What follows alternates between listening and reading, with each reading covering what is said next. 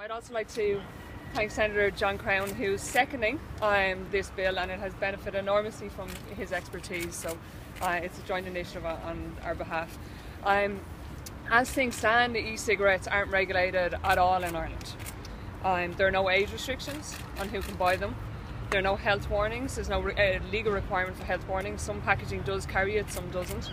And they can be used in places where the workplace smoking ban would apply, so people are free to use e-cigarettes in restaurants, in pubs, in workplaces. I've been at meetings in here where people have smoked e-cigarettes in meeting rooms in Leinster House, and there are a number of concerns about that. While e-cigarettes aren't as harmful as tobacco, they do still have significant health effects, and Senator Crown would speak more about that. They also emit toxins into the air which can be harmful to bystanders, including children. And the fact that there's no regulations, legal regulations on packaging, means that there's no requirement, for example, for child-proof caps on liquid nicotine bottles, and several children in Ireland and the UK have been poisoned by drinking nicotine vapour. In the States, one child actually died, and the Irish Centre for Poison Control has called for child caps to be fitted and said that it's only a matter of time before there's a fatality in this country if we don't do that. So this bill is designed to do just that. It would ensure that e-cigarettes are regulated in exactly the same way as tobacco, as ordinary cigarettes, no more, no less.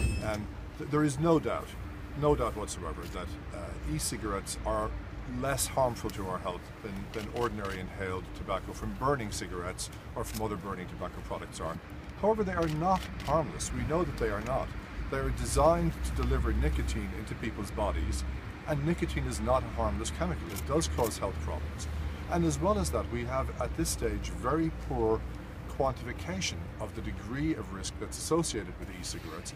And I would remind you all that we were smoking tobacco for several hundred years before we knew that there were health consequences to tobacco, and even after we knew in the 20th century that there were grave health consequences from tobacco, it was another 30 years before we realized that there were health consequences from the passive smoking of tobacco. So there's a real learning curve with a product like this, and as Senator Powers said, we're not trying to ban it.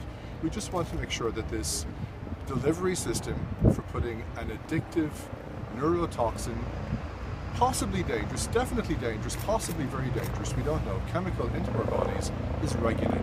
That's all.